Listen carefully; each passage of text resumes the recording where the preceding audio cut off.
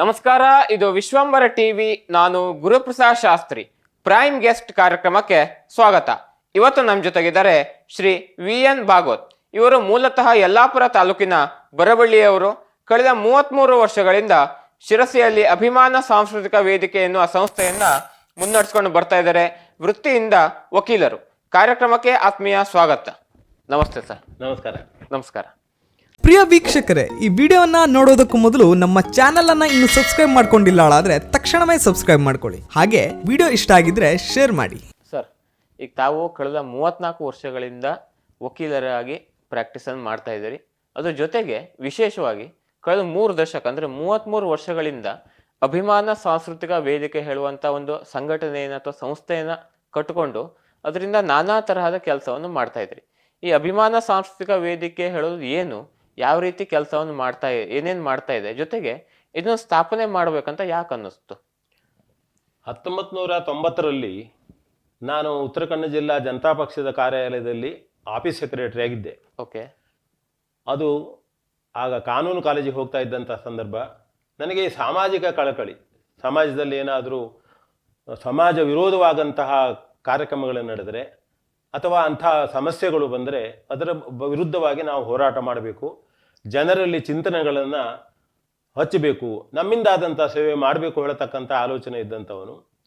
ಹಾಗೆ 1992ನೇ ಇಸ್ವಿಯಲ್ಲಿ ನಾನು ನಮ್ಮ ಮಿತ್ರರಾದಂತಹ ಬನವಾಸಿಯವರು ನಮ್ಮ ಗಂಧರ್ವ ಅಂಥೇಳಿ ನಿಮ್ಗೆ ಗೊತ್ತಿರ್ಬೋದು, ಶಾಸ್ತ್ರಿಯವರು ಕೂಡ ಅವ್ರ ಹತ್ರ ಹೇಳಿದೆ ವಿಷಯವನ್ನು, ನೀವು ಬನ್ನಿ ಮಾಡೋಣ ಅಂಥೇಳಿ ಅಭಿಮಾನ ಸಾಂಸ್ಕೃತಿಕ ವೇದಿಕೆ ಅಂಥೇಳಿ ಹೆಗಡೆಯವರ ಜನ್ಮದಿನದ ದಿವಸವೇ ನಾವು ಅವರ ಒಂದು ಪುಸ್ತಕವನ್ನು ಬಿಡುಗಡೆ ಮಾಡುವ ಮೂಲಕ ಕಾರ್ಯಕ್ರಮವನ್ನು ಪ್ರಾರಂಭ ಮಾಡಿದ್ವಿ. ಓಕೆ. ಆ ಮೂಲಕವಾಗಿ ನಮಗೆ ಏನು ಸಾಮಾಜಿಕ ಕಳಕಳಿ ಇದೆಯೋ ಅದನ್ನು ನಾವು ತೊಡಗಿಸಿಕೊಳ್ಳಬೇಕು ಹೇಳುವ ಒಂದು ಚಿಂತನೆಯಲ್ಲಿ ನಮ್ಮ ಮಿತ್ರರೆಲ್ಲ ಅನೇಕರ ಜೊತೆಗೂಡಿ ನಾನು ಪ್ರತಿ ವರ್ಷವೂ ಕೂಡ ಈ ಒಂದು ಧರ್ಮಗಳ ನಡುವೆ, ಜಾತಿಗಳ ನಡುವೆ ಏನಾದರೂ ತಕಲಾಟಗಳು, ವಿರೋಧವಾದಂತಹ ಚಟುವಟಿಕೆಗಳು ನಡೆದರೆ ಅವರಲ್ಲಿ ಸಾಮರಸ್ಯವನ್ನು ಬರತಕ್ಕಂತಹ ಕಾರ್ಯಕ್ರಮಗಳನ್ನು ಹಾಕೊಳ್ಳೋದು. ಇನ್ನು ಕೆಲವು ಈ ಭ್ರಷ್ಟಾಚಾರ ಈ ದೇಶವನ್ನೇ ತುಂಬಿ ಹೋಗಿದೆ, ಅದು ಆಗಿನಿಂದಲೂ ಈಗಲೂ ಉಂಟು.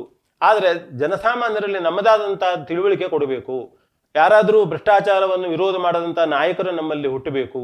ಈ ಎಲ್ಲ ಕಲ್ಪನೆಗಳಿಂದ ನಾವು ಇಂಥ ರಾಷ್ಟ್ರಪ್ರೇಮ ಹುಟ್ಟಿಸತಕ್ಕಂಥದ್ದು, ಸಾಮಾಜಿಕ ಕಳಕಳಿ ಇದ್ದಂತಹ ವಿಷಯಗಳನ್ನು ಜನರಲ್ಲಿ ಕೊಡತಕ್ಕಂಥದ್ದು ಮಾಡ್ತಾ ಇಲ್ಲಿಯವರೆಗೂ ಅಭಿಮಾನ ಸಾಂಸ್ಕೃತಿಕ ವೇದಿಕೆ ಚೆನ್ನಾಗಿ ಅದನ್ನು ನಡೆಸಿಕೊಂಡು ಬರ್ತಾ ಇದೆ.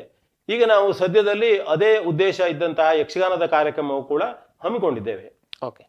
ಈಗ ನಿಮ್ಮ ವೇದಿಕೆ ವತಿಯಿಂದ ಈ ಕಳೆದ ನೀವು 12 ವರ್ಷಗಳಿಂದ ತಾಳ್ಮದ್ಲೆ ಕಲಿಕೆ, ಭಾಗವತಿಕೆ, ಕುಣಿತದ ತರಬೇತಿಗಳನ್ನು ಮಾಡ್ತಾ ಇದ್ದಾರೆ ಇದೇ ಅಭಿಮಾನ ಸಾಂಸ್ಕೃತಿಕ ವೇದಿಕೆ ವತಿಯಿಂದ. ಈಗ ನಿಮ್ಮದು ಈ ಒಂದು ಹಿನ್ನೆಲೆಯಲ್ಲಿ ಈ ರೀತಿ ಯಕ್ಷಗಾನ ಸಂಬಂಧಪಟ್ಟ ಹಾಗೆ ಅಥವಾ ಒಂದು ಸಾಂಸ್ಕೃತಿಕ ರಂಗಕ್ಕೆ ಸಂಬಂಧಪಟ್ಟ ಹಾಗೆ ಈ ಒಂದು ತರಬೇತಿ ಕೇಂದ್ರಗಳನ್ನು ಮಾಡಬೇಕಂತ ಯಾಕೆ ಅನ್ನಿಸ್ತು? ಮತ್ತೆ ಅದರಿಂದವ ಈ ಕಳೆದ 12 ವರ್ಷದಿಂದ ನೀವು ಮಾಡಿದ್ದೀರಿ, ಅದರಿಂದವ ಸಮಾಜದ ಮೇಲೆ ಆದಂಥ ಪರಿಣಾಮ ಏನು? ಯಕ್ಷಗಾನ ಬಹಳ ಮಹತ್ವಪೂರ್ಣವಾದಂತಹ ಕಲೆ. ನಾನು ಮೂಲತಃ ಅತ್ಯಂತ ಹಿಂದುಳಿದ ಪ್ರದೇಶವಾದ ಬರಬಳ್ಳಿಯ ಅಲ್ಲಿ ಜನಿಸಿದವನು.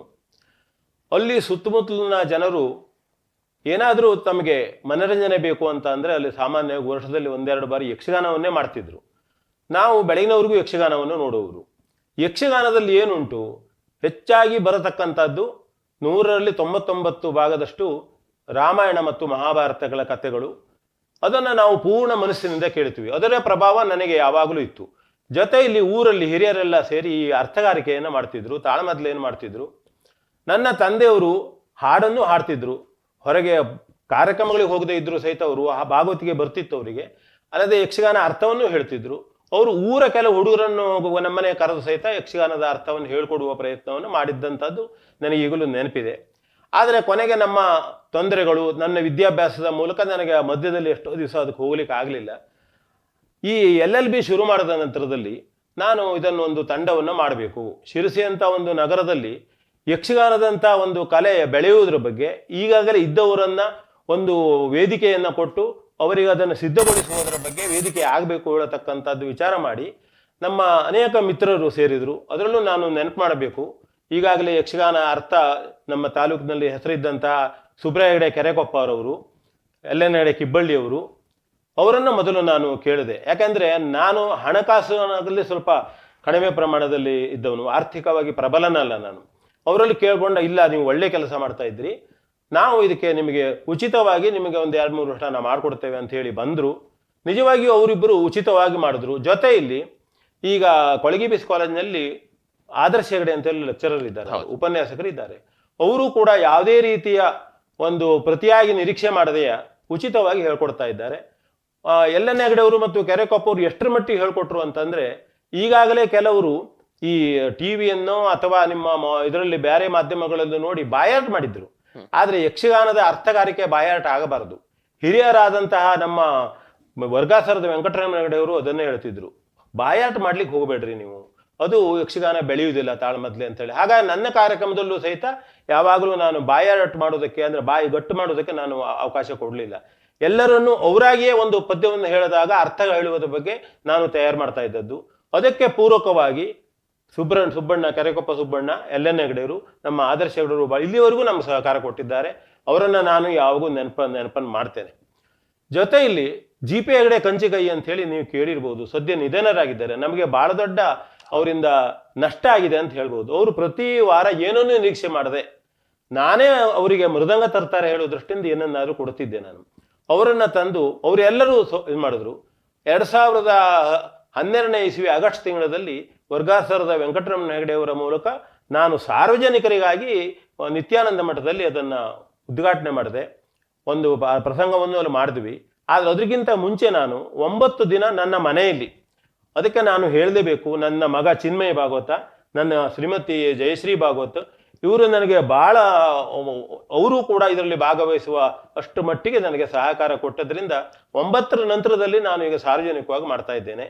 ತಾಳಮದ್ದಲೆ ಅರ್ಥವನ್ನು ಸಾಮಾನ್ಯ ಸಿರ್ಸಿಯ ಹೆಚ್ಚಿನ ಅರ್ಥ ಹೇಳತಕ್ಕಂಥವರನ್ನು ಕರೆಸಿದ್ದೇನೆ. ಪೂರಕವಾಗಿ ಅವರಿಗೆ ಕರೆಕೊಪ್ಪ ಅವರು ಎಲ್ಲ ನೋಡ್ರು ಅವರಿಗೆ ಒಳ್ಳೆಯ ತರಬೇತಿಯನ್ನು ಕೊಟ್ಟಿದ್ದಾರೆ. ಕೆಲವು ಹುಡುಗರು ಇಲ್ಲಿ ಒಂದು ತಯಾರಾಗಿದ್ದಾರೆ, ಅದು ಒಂದು ಸಂತೋಷ. ಜೊತೆಯಲ್ಲಿ ನಾನು ನೆಬ್ಬೂರು ಭಾಗವತರ ಒಂದು ಸೂಚನೆ ಮೇಲೆ, ನನಗೆ ಅವರು ಭಾಳ ನೆಬ್ಬೂರು ಭಾಗವತರ ಅಭಿಮಾನಿ ನಾನು. ಅವರ ಒಂದು ಭಾಗವತಿಕೆಯನ್ನು ಕೇಳಿ ನನಗೆ ನಿಜವಾಗಿಯೂ ನಾನು ಉತ್ತೇಜಿತನಾದದ್ದು. ನಮ್ಮ ಮನೆಯ ಮಳಿಗೆಯಲ್ಲೇ ನಾನು ಒಂದು ಭಾಗವತಿಕೆ ಕ್ಲಾಸನ್ನು ಮಾಡಿದ್ದೇನೆ. ಅದಕ್ಕೆ ಅವರ ಶಿಷ್ಯರಾದಂಥ ಶ್ರೀಧರ ಹೆಗಡೆ ಹಣಗಾರರವರು ಮೂಲತಃ ಬಂದು ಅದನ್ನು ಅವರು ಬಂದರು. ನಂತರ ಗಜಾನನ ಭಟ್ ತುಳಗೇರಿ ಅವರು ಬಂದರು. ನಂತರ ಗಜಾನ್ ಹೆಗಡೆ ನಮ್ಮ ಕಲ್ಲಳ್ಳಿ ಅವರು ಬಂದು ನನಗೆ, ಅವರೆಲ್ಲರೂ ನನಗೆ ಸಹಕಾರ ಕೊಟ್ಟದ್ರೆ ಇವತ್ತು ಭಾಗವತಿಕೆ ಕ್ಲಾಸು ನಡೀತಾ ಉಂಟು. 2021ನೇ ಇಸ್ವಿಯಲ್ಲಿ ಕೆಲವು ಹುಡುಗರು ಆಸಕ್ತರು ನಮ್ಮಲ್ಲಿ ಬಂದು ತಾವು ಕುಣಿತನೂ ಕಲಿತಿದ್ವಿ ತಾವು ಅಂತ ಹೇಳಿದ್ರು. ಹಾಗಾಗಿ ನಾನು ಈಗ 2021ನೇ ಇಸ್ವಿಯಿಂದ ಕುಣಿತದ ಕ್ಲಾಸನ್ನು ಮಾಡ್ತಾ ಇದ್ದೆ. ಅಲ್ಲಿ ಬಿಳೆಕಲೆ ಎಂ ಜಿ ಹೆಗಡೆ ಅವರು ಹೇಳ್ಕೊಡ್ತಾ ಇದ್ದಾರೆ. ಅವರು ನಾವು ಏನನ್ನ ಕೊಡ್ತೇವೆ ಹೇಳುವುದನ್ನು ಕೊಡಲೇಬೇಕು, ಆದರೆ ಕೊಡುವುದನ್ನು ನೋಡದೇನೆ ಸೇವೆಗಾಗಿ ಮಾಡ್ತಾ ಇದ್ದಾರೆ. ಮೊದಲು ಕೆಲವು ದಿವಸ ನಮಗೆ ಈ ಸಂತೋಷ್ ಹೆಗಡೆ ಅಂತೇಳಿ ನೀವು ಕೇಳಿರ್ಬೋದು, ಅವರು ಯಕ್ಷಗಾನ ಕಲಾವಿದರು, TMS ನಲ್ಲಿ ವರ್ಕ್ ಮಾಡ್ತಾರೆ. ಅವರು ಸಹಿತ ನಮಗೆ ಕದಂಬದಲ್ಲಿ ಇದು ಮಾಡ್ತಾರೆ. ಅವರು ಸಹಿತ ಕೆಲವು ದಿನ ಬಂದು ಹೇಳ್ಕೊಟ್ಟಿದ್ದಾರೆ.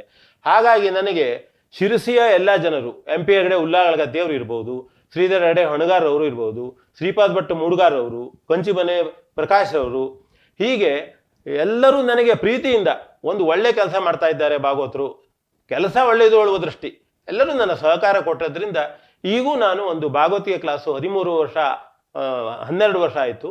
ನನ್ನ ಅರ್ಥಗಾರಿಕೆಯು ಕೂಡ ದಶಮಾನೋತ್ಸವ ಮಾಡ್ತಾ ಇದ್ದೇನೆ. ಆ ದಶಮಾನೋತ್ಸವದಲ್ಲಿ ನಮ್ಮಲ್ಲಿಯೇ ತಯಾರಾದಂಥ ವಿದ್ಯಾರ್ಥಿಗಳಿಂದ 17 ಕಡೆಗಳಲ್ಲಿ ನಾವು ಅವರಿಂದೇ ಅರ್ಥ ಯಕ್ಷಗಾನ ಪ್ರಸಂಗವನ್ನು ಮಾಡಿಸಿದ್ದೇನೆ, ತಾಳ್ಮದ್ಲೆಯನ್ನು ಮಾಡಿದ್ದೇನೆ. ಹಳ್ಳಿಯವರು ಕೂಡ ಅಷ್ಟೇ ನಮ್ಗೆ ಒಳ್ಳೆ ರೀತಿಯ ಸಪೋರ್ಟ್ ಕೊಟ್ಟಿದ್ದಾರೆ. ಈಗ ನಾನು ಒಂದು ಕೊನೆಯದಾಗಿ ಅದ್ರ ಬಗ್ಗೆ ಸಮಾರೋಪ ಒಂದು ಕಾರ್ಯಕ್ರಮವನ್ನು ಮಾಡುವುದರಲ್ಲಿದ್ದೇನೆ. ಓಕೆ, ತಾವು ಕೊಡಸಳ್ಳಿ ಜಲವಿದ್ಯುತ್ ಯೋಜನೆಯ ನಿರಾಶ್ರಿತರು ಹೇಳಬೇಕೋ ಫಲಾನುಭವಿ ಹೇಳಬೇಕು ಅಂತ ಗೊತ್ತಿಲ್ಲ. ಆದರೆ ಏನೇ ಇದ್ರೂ ಹುಟ್ಟೂರನ್ನು ಬಿಟ್ಟು ಮತ್ತೊಂದು ಕಡೆ ಅವರು ಪರಿಹಾರ ಕೊಡ್ಲಿ ಏನೇ ಕೊಡ್ಲಿ, ಹುಟ್ಟೂರನ್ನು ಬಿಟ್ಟು ಮತ್ತೊಂದು ಕಡೆ ಬಂದು ಅಲ್ಲಿ ಬದುಕು ಕಟ್ಕೊಳ್ಳುವಂಥ ಸಸಾರದ ಸುಲಭದ ಮಾತಲ್ಲ. ಹಾಗಾಗಿ ಅವತ್ತಿನ ಪರಿಸ್ಥಿತಿಯಲ್ಲಿ ಅಲ್ಲಿಯ ಜನರು, ತಾವೊಬ್ಬರು ಹೌದು, ಎದುರಿಸಿದಂಥ ಸಮಸ್ಯೆ ಏನು, ಅದ್ರ ಬಗ್ಗೆ ಏನು ಅನ್ನಿಸ್ತದೆ? ಕೊಡಸಳ್ಳಿ ಯೋಜನೆ ನಿಜವಾಗಿಯೂ ನನ್ನ ಒಂದು ಮನಸ್ಸಿನ ಪ್ರಕಾರ ಆಗಬಾರದು. ನಾನು ಅದರಿಗೆ ನನ್ನ ಮಟ್ಟಿಗೆ ತುಂಬ ಕಷ್ಟಪಟ್ಟಿದ್ದೇನೆ. ಯಾಕೆ ಅಂತಂದರೆ ಸುಮಾರು 2000 ಎಕರೆ ಅರಣ್ಯ, ಉತ್ತಮವಾದಂಥ ಭೂಮಿ, ಜೊತೆ ಇಲ್ಲಿ ಒಂದು 350-400 ಕುಟುಂಬಗಳು, ಅವರು ಅನಾದಿ ಕಾಲದಿಂದ ಬದುಕಿ ಉಳಿದಂತಹ ಸ್ಥಳ. ಎರಡನೇದಾಗಿ ಫಲವತ್ತಾದಂತಹ ಜಮೀನು, ಇವತ್ತು ಎಲ್ಲೂ ಸಿಗುವುದಿಲ್ಲ ಅದು. ಯಾಕೆಂತಂದ್ರೆ ಒಂದು ಕಡೆ ಅರಣ್ಯ, ಇನ್ನೊಂದು ಕಡೆ ಹೊಲಗದ್ದೆಗಳು, ಇನ್ನೊಂದು ಕಡೆ ಹೊಳೆ, ಹರಿಯುವ ಹೊಳೆ. ಆದ್ರೆ ಅಲ್ಲಿ ಅಭಿವೃದ್ಧಿ ಆಗಿಲ್ಲಾಗಿತ್ತು. ಯಾಕೆ ಅಂತಂದ್ರೆ ಎಷ್ಟೋ ವರ್ಷಗಳಿಂದ ಇದು ಮುಳುಗಡೆ ಆಗ್ತದೆ ಅಂತ ಹೇಳ್ತಾ ಇದ್ರು. ಆದ್ರೆ ಅಭಿವೃದ್ಧಿ ಮಾಡದಿದ್ರೆ ಅಲ್ಲಿ ಯಾವ ರೀತಿಯ ಭೂಮಿ ಆಗ್ತಿತ್ತು ಅಂತ ನಾವು ಕನಸಿನಲ್ಲೂ ಎಣಿಸ್ಲಿಕ್ಕಿಲ್ಲ. ಅಷ್ಟು ಚೆನ್ನಾದ ಭೂಮಿ ಆಗ್ತದೆ. ಯಾಕಂದ್ರೆ ಭೂಮಿ, ಮಣ್ಣು, ಮತ್ತೆ ಸುತ್ತಮುತ್ತಲು ಬೆಟ್ಟ ಬೇಕಾದಷ್ಟಿತ್ತು, ನೀರಿತ್ತು. ಆದ್ರೆ ಅಲ್ಲಿಯ ಜನರ ಹೋರಾಟಕ್ಕೆ ಮನ್ನಣೆ ಸಿಗಲಿಲ್ಲ. ಆ ಮಟ್ಟಿಗೆ ನನ್ನ ಒಂದು ದೃಷ್ಟಿಯಲ್ಲಿ ರಾಜಕಾರಣಿಗಳಿಗೂ ನಮಗೆ ಸಪೋರ್ಟ್ ಮಾಡಲಿಲ್ಲ. ನಾನು ಹೈಕೋರ್ಟಿಗೆ ಹೋಗಿ ನನ್ನ ಹೆಸರಲ್ಲೂ ಒಂದು ರಿಟ್ ಮಾಡಿದೆ, ನನ್ನ ಶ್ರೀಮತಿ ಜಯಶ್ರೀ ಭಾಗವತರ ಹೆಸರಲ್ಲೂ ರಿಟ್ ಮಾಡಿದೆ. ರಿಟ್ ಮಾಡಿ ಯಾವುದೇ ರೀತಿಯಿಂದ ಇಂಥ ಭೂಮಿ ಹೋಗಬಾರದು, ಬೇರೆ ಕಡೆ ನಮಗೆ ಸಿಗುವುದಿಲ್ಲ.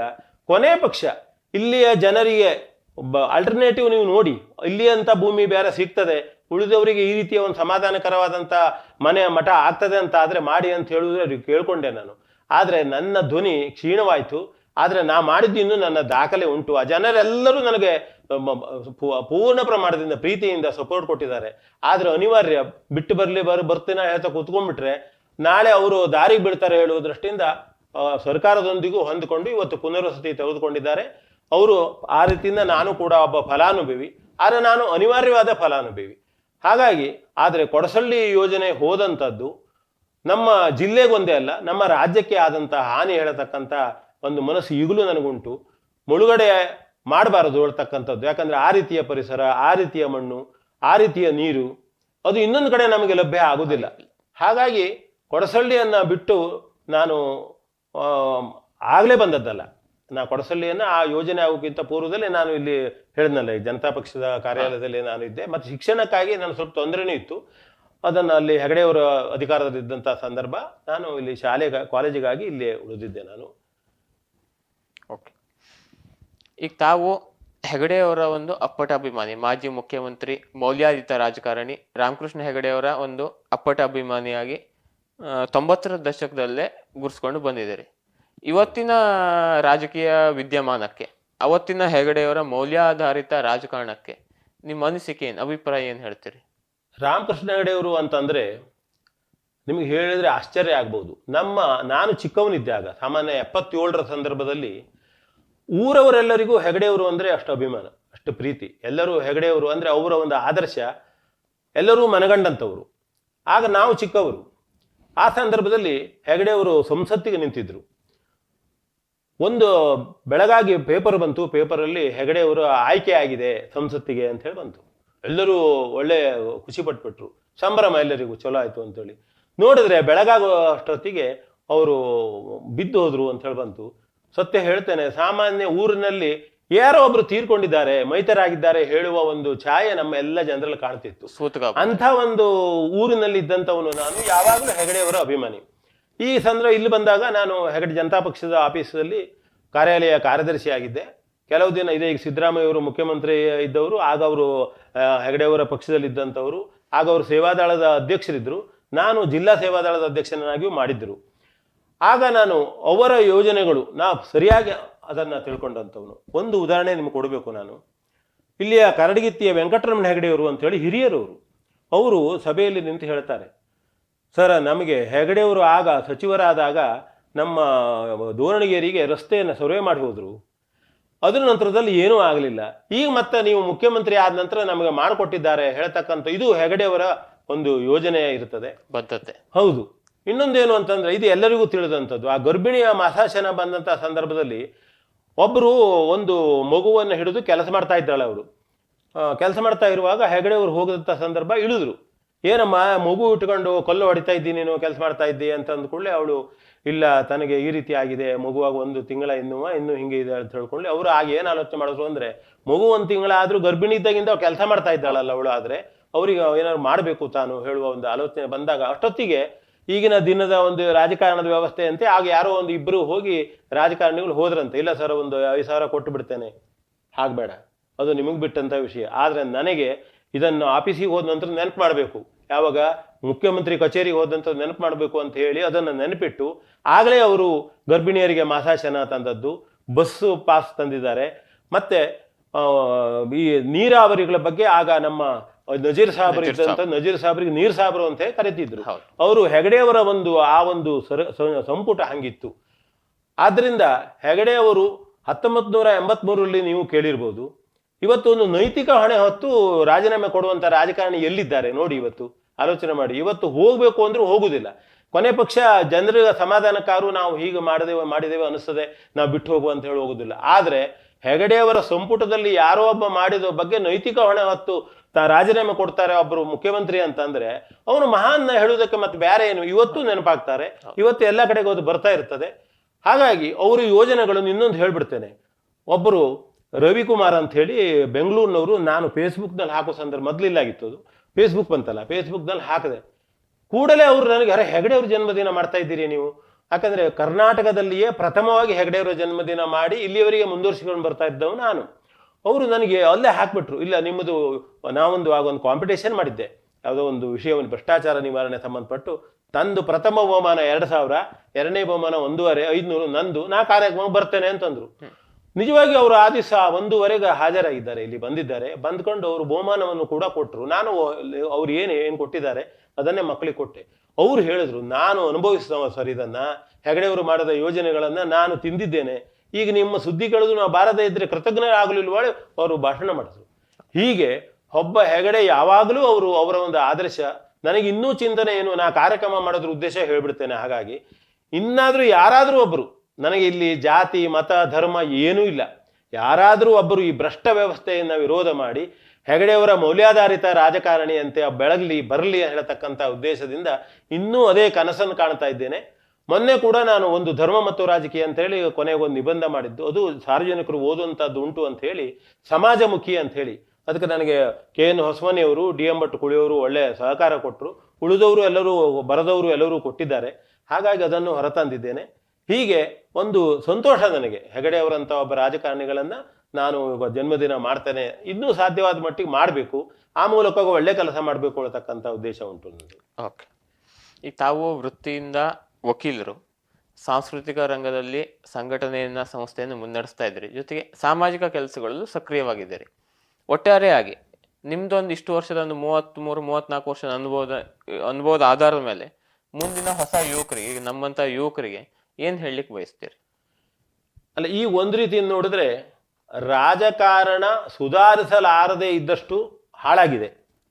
ಯಾವ ವ್ಯಕ್ತಿಗಳ ಬಗ್ಗೆ ನಾನು ಹೇಳ್ತಾ ಇಲ್ಲ, ಆದರೂ ಅದರಲ್ಲಿ ಜನರು, ಮಕ್ಕಳು, ಯುವಕರು ಚಿಂತನೆ ಮಾಡಬೇಕು. ಇನ್ನು ಉಳಿದ ಕ್ಷೇತ್ರಗಳಲ್ಲಿ ಇನ್ನೂ ನಮಗೆ ಒಂದು ಆಶಾಭಾವನೆ ಇದೆ. ಒಳ್ಳೊಳ್ಳೆ ಜನ ಇದ್ದಾರೆ, ಒಳ್ಳೊಳ್ಳೆ ವಕೀಲರಿದ್ದಾರೆ, ಒಳ್ಳೊಳ್ಳೆ ಡಾಕ್ಟರ್ಸ್ ಇದ್ದಾರೆ, ಒಳ್ಳೊಳ್ಳೆ ಅಂಗಡಿಕಾರರಿದ್ದಾರೆ. ಆದರೆ ಎಲ್ಲ ಕಡೆಗೆಲ್ಲೂ ನಾವು ಇವತ್ತು ಈ ಭ್ರಷ್ಟ ವ್ಯವಸ್ಥೆ ಹೋಗ್ತಾ ಇದೆ. ಎಲ್ಲ ಕಡೆಗೂ ಯಾರು ಅಂತಲ್ಲ, ಒಳ್ಳೊಳ್ಳೆಯವರು ಇದ್ದಾರೆ ಅಂತ ಹೇಳಿದ್ನಲ್ಲ. ಹಾಗಾಗಿ ಯುವ ಜನಾಂಗ ಇವತ್ತು ಆಲೋಚನೆ ಮಾಡಬೇಕು. ಇವತ್ತು ವಿವೇಕಾನಂದರ ಹಾಗೋ ಅಥವಾ ಒಬ್ಬ ಸ್ಪಷ್ಟವಾದಂಥ ಗುರಿ, ದೇಶದ ಕಲ್ಪನೆ, ದೇಶದ ನಿಜವಾದಂಥ ರಾಷ್ಟ್ರ ಪ್ರೇಮ, ಈಗಿನ ಈ ನಾಯಕರ ಸಂತಿಗೆ ಹೋಗುವುದಲ್ಲ, ಸ್ವಂತ ತಾನು ಮಾಡಬೇಕು. ತಾನು ಒಂದು ಯುವ ಸಮೂಹವನ್ನು ಕಟ್ಟಬೇಕು, ದೇಶವನ್ನು ಭದ್ರಗೊಳಿಸಬೇಕು, ಒಳ್ಳೆಯ ಹೆಸರನ್ನು ಮಾಡಬೇಕು. ಒಳ್ಳೆಯ ಹೆಸರು ಅಂತಂದ್ರೆ ಪ್ರಚಾರಕ್ಕೆ ಮಾಡಬೇಕು ಅಂತಲ್ಲ, ಒಳ್ಳೆಯ ಹೆಸರು ಅಂತಂದ್ರೆ ಆ ರೀತಿ ಇರ್ತದೆ. ಹಾಗೆ ಯುವ ಜನಾಂಗ ತಯಾರಾಗಬೇಕು. ಮತ್ತೆ ಆ ರೀತಿಯ ಪಾಲಕರು ಕೂಡ, ನನ್ನ ಒಂದು ಕೋರಿಕೆ ಏನುಂಟು ಅಂದ್ರೆ, ಮನೆಯಲ್ಲಿ ಸ್ವಲ್ಪ ಮಟ್ಟಿಗಾದರೂ ಮಕ್ಕಳಿಗೆ ಅಂಥದ್ದು, ಈಗ ರಾಮಾಯಣ ಕಥೆಗಳಿರ್ಬೋದು, ಮಹಾಭಾರತ ಕಥೆಗಳಿರ್ಬೋದು, ಅಥವಾ ಉತ್ತಮವಾದಂತಹ ವಿಷಯಗಳನ್ನು ಹೇಳತಕ್ಕಂಥದ್ದು ಅಂಥದ್ದನ್ನು ಹೇಳಬೇಕು. ಮತ್ತೆ ಈ TV ಮತ್ತು ವಿಡಿಯೋಗಳಲ್ಲೂ ಸಹಿತ ಮಕ್ಕಳು ಒಳ್ಳೆಯದನ್ನು ನೋಡುವ ಬಗ್ಗೆ ಪಾಲಕರು ಪ್ರೇರಣೆ ಮಾಡಬೇಕು ಅನ್ನೋದು ನನ್ನ ಆಸೆ.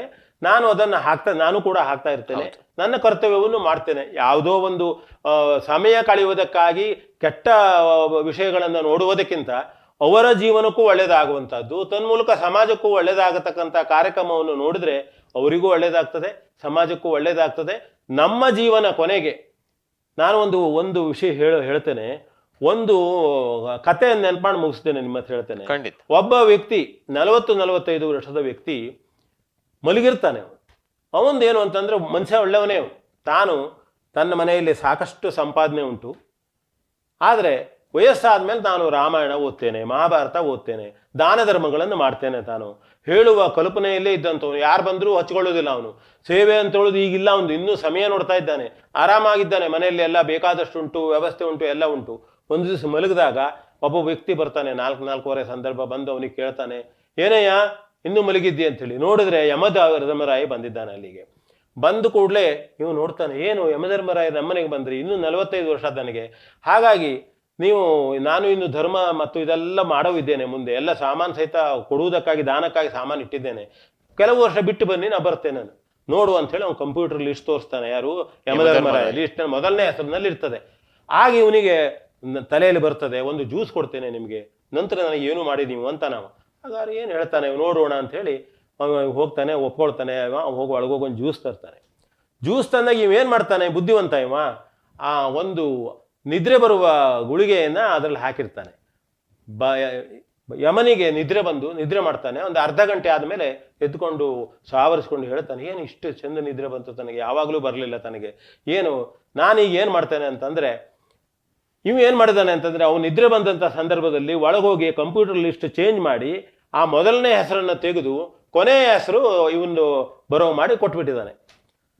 ಯಮಧರ್ಮರಾಯ ಎದ್ಕೊಂಡು ಏನು ಹೇಳ್ದ ಅಂದರೆ, ಭಾಳ ಖುಷಿಯಾಯಿತು ತನಗೆ, ಹಂಗಾಗಿ ಇವನಿಗೇನಾದರೂ ಕೊಡಬೇಕು ಅಂತೇಳಿ ತಾನು, ತಮ್ಮ ನೋಡು ನಿನಗೆ ನೀ ಹೇಳಿದ್ದನ್ನು ಒಪ್ಕೊಂಡಿದ್ದೇನೆ, ನನಗೆ ಭಾಳ ಖುಷಿಯಾಗಿದೆ, ನಾ ಮೊದಲನೇ ಹೆಸರನ್ನು ಬಿಟ್ಟಿದ್ದೇನೆ, ಈಗ ಕೊನೆಯ ಹೆಸರನ್ನವರನ್ನು ನಾನು ಈಗ ಯಮಲೋಕಕ್ಕೆ ಕರ್ಕೊಂಡು ಹೋಗ್ತೇನೆ ಅಂದ ಕೂಡಲೇ ಆಗ ಅವನಿಗೆ ಶಾಕ್ ಆಗ್ತದೆ. ಯಾವುದೂ ಕೂಡ ನಾವು ಒಳ್ಳೆಯದನ್ನು ಮಾಡುವುದಕ್ಕೆ ಸಂದರ್ಭವನ್ನು ನಿರೀಕ್ಷೆ ಮಾಡುವಂಗಿಲ್ಲ. ಎಲ್ಲರೂ ಯುವಕರು ಇದ್ದ ಸಮಯವನ್ನು ಉಪಯೋಗ ಮಾಡಿಕೊಂಡು ಒಳ್ಳೆ ರೀತಿಯಿಂದ ಕೆಲಸ ಮಾಡಬೇಕು, ದೇಶದ ಹಿತ ಮಾಡೋಣ, ಸಮಾಜದ ಹಿತ ಮಾಡೋಣ ಹೇಳುವುದೇ ನನ್ನ ಕಲ್ಪನೆ. ಇವತ್ತಿನ ಪ್ರೈಮ್ ಗೆಸ್ಟ್ ಕಾರ್ಯಕ್ರಮದಲ್ಲಿ ನಮ್ಮ ಜೊತೆ ಉಪಸ್ಥಿತರಿದ್ದು ಅಭಿಪ್ರಾಯ ಅನಿಸಿಕೆ ಹಂಚಿಕೊಂಡಿರುವ ಶ್ರೀ VN ಭಾಗವತ್ ಬರವಳ್ಳಿ ಇವರಿಗೆ ವಿಶ್ವಂಬರ ಟಿವಿ ವತಿಯಿಂದ ಹೃತ್ಪೂರ್ವಕ ಕೃತಜ್ಞತೆಗಳನ್ನ ಸಲ್ಲಿಸ್ತಾ ಇದ್ದೇವೆ. ವಿಶ್ವಂಬರ ಟಿವಿ ಕುರಿತಾಗಿ ಒಂದೆರಡು ಅನಿಸಿಕೆಯನ್ನು ಹಂಚ್ಕೋಬೇಕಂತ ಕೇಳ್ಕೊತೀನಿ. ಅನಿಸಿಕೆ ಅಂತಂದರೆ, ನಾನು ಈಗಾಗಲೇ ಹೇಳಿದ ಹಾಗೆ ನೀವು ಕೂಡ ಸಾಮಾಜಿಕ ಕಳಕಳಿ ಇದ್ದಂಥವ್ರು ಹೇಳ್ತಕ್ಕಂಥದ್ದು ನನಗೆ ತಿಳಿದಿದೆ. ಅದೇ ಮೂಲಕವಾಗಿ ನನ್ನನ್ನು ಕರೆದಾಗಲೂ ಕೂಡ ನನಗೆ ಅನಿಸಿದ್ದು, ಅದು ಮುಂದೆ ಬೆಳೆಯಲಿ, ಸಮಾಜಕ್ಕೆ ಇದರಿಂದ ಇನ್ನು ಈಗಾಗಲೇ ಹಲವು ಮಾಧ್ಯಮಗಳು, ನಾ ಯಾರು ಅಂತ ಹೇಳುವುದಿಲ್ಲ, ಮಾಧ್ಯಮಗಳ ಬಗ್ಗೆ ಬರ್ತಕ್ಕಂಥ ವಿರೋಧವಾದಂಥ ಅಭಿಪ್ರಾಯವನ್ನು ನೀವು ನೋಡಿದ್ದೀರಿ. ಹಾಗಾಗಬಾರದು. ಈ ವಿಶ್ವಂಬರ ವಿಶ್ವವ್ಯಾಪಿ ಆಗಲಿ, ಮತ್ತು ವಿಶ್ವಕ್ಕೆ ನಿಮ್ಮಿಂದ ಒಳ್ಳೆಯ ವಿಷಯಗಳು ಸುದ್ದಿಗಳು ಹೋಗ್ತಾ ಇರಲಿ, ಅದರಿಂದ ಒಳ್ಳೆಯದಾಗಲಿ, ವಿಶ್ವಂಬರ ಬೆಳೆಯಲಿ ಅಂತ ಹಾರೈಸ್ತೇನೆ. ನಮಗೂ ಕೂಡ ಧನ್ಯವಾದ, ನಮಸ್ಕಾರ. ಧನ್ಯವಾದ. ವೀಕ್ಷಕ ಮಹಾಪ್ರಭುಗಳೇ, ನಮ್ಮ ಚಾನಲ್ ಅನ್ನು ಸಬ್ಸ್ಕ್ರೈಬ್ ಮಾಡಿ, ಶೇರ್ ಮಾಡಿ, ಪ್ರೋತ್ಸಾಹಿಸಿ.